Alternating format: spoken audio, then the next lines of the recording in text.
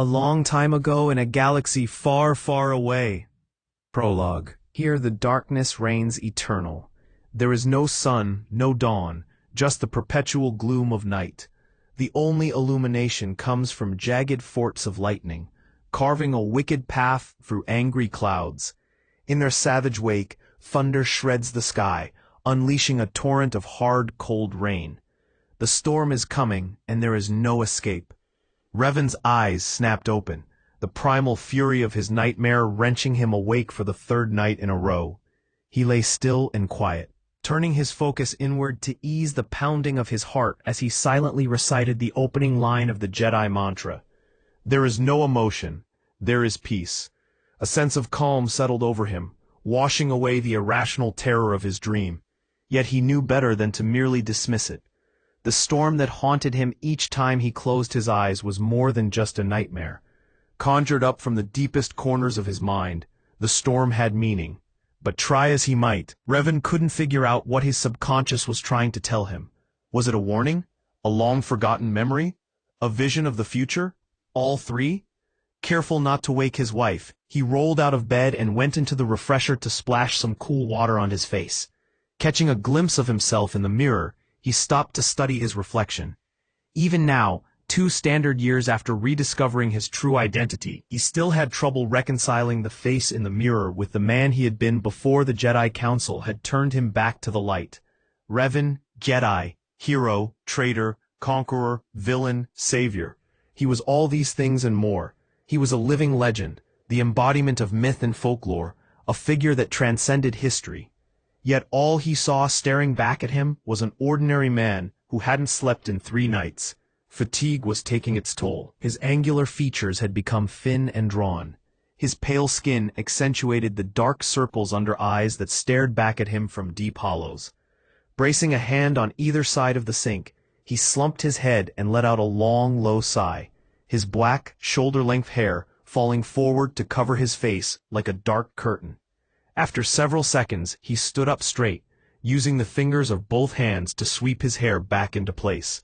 Moving quietly, he made his way from the refresher and across the small living room of his apartment. He proceeded out onto the balcony, where he stopped and stared out across Coruscant's endless cityscape. Traffic in the galactic capital never stopped, and he found the constant buzz and blur of shuttles speeding by soothing. He leaned out over the railing of the balcony as far as he could, his eyes unable to pierce the darkness to make out the planet's surface hundreds of stories below. "Don't jump. I don't want to have to clean up the mess." He turned his head at the sound of Bastila's voice behind him. She stood at the threshold of the balcony door, the bedsheet draped around her shoulders to ward off the night's chill. Her long brown hair, normally pulled back up from her forehead into a bun on top and a short ponytail below, hung loose and sleep-tasseled. Her face was only partially illuminated by the glow of the city below, yet he could see her lips pressed into a wry smile. Despite her joking words, he could see real concern etched on her features. "Sorry," he said, stepping away from the rail and turning toward her. "Didn't mean to wake you. Just needed to clear my head. Maybe you should speak to the Jedi Council," Bastila suggested. "They might be able to help." "You want me to ask the Council for help?" he echoed. "You must have had too much of that Corellian wine at dinner." "They owe you," Bastila insisted. "If it weren't for you, Darth Malak would have destroyed the Republic, eliminated the Council, and all but wiped out the Jedi. They owe you everything." Revan didn't answer right away. What she said was true. He had stopped Darth Malak and destroyed the Starforge, but it wasn't that simple. Malak had been against the wishes of the Council. The two had led an army of Jedi and Republic soldiers against Mandalorian raiders threatening colonies in the Outer Rim, only to return not as heroes, but as conquerors. Revan and Malak had both sought to destroy the Republic, but Malak had betrayed his master, and Revan had been captured by the Jedi Council, barely alive, his body and mind shattered. The Council had saved his life, but they had also stripped his memories and rebuilt him as a weapon that could be unleashed against Darth Malak and his followers. "The Council doesn't owe me anything," Revan whispered. "All the good I've done can't balance out the evil that came before." Bastila brought her hand up and put it gently but firmly over Revan's lips. "Don't talk like that. They can't blame you for what happened. Not anymore. You're not the same man you were. The Revan I know is a hero, a champion of the light. You redeemed me after Malak turned me to the dark side. Revan reached up and wrapped his fingers around the delicate hand resting on his lips, then softly pulled it down. Like you and the Council redeemed me. Bastila turned away, and Revan instantly regretted his words. He knew she was ashamed of her involvement in his capture and her role in erasing his memory. What we did was wrong. At the time I thought we had no other choice, but if I had to do it over again— No, Revan said, cutting her off. I wouldn't want you to change anything.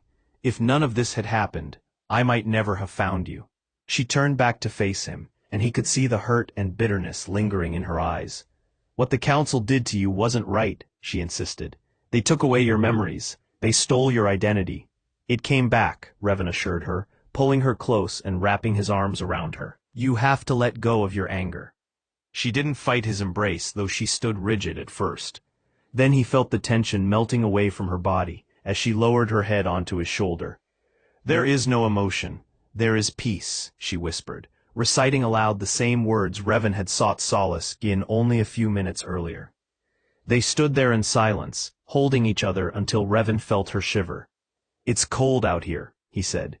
We should go back inside. 20 minutes later, Bastila was fast asleep, but Revan lay on the bed with his eyes open, staring at the ceiling. He was thinking about what Bastila had said about the Council taking his identity. As his mind had healed, many of his memories had returned, along with his sense of self, but he knew parts were still missing, possibly gone forever. As a Jedi, he knew the importance of letting go of bitterness and anger. But that didn't mean he couldn't still wonder about what he had lost. Something had happened to him and Malak beyond the Outer Rim. They had gone to defeat the Mandalorians, but they had returned as disciples of the dark side. The official story was that they had been corrupted by the ancient power of the Star Forge, but Revan suspected there was more to it, and he knew it had something to do with his nightmares. A terrible world of thunder and lightning, shrouded in perpetual night. He and Malak had found something. He couldn't remember what it was or where it was, but he feared it on a deep primal level. Somehow he knew that whatever the terrible secret might be, it was a threat far greater than the Mandalorians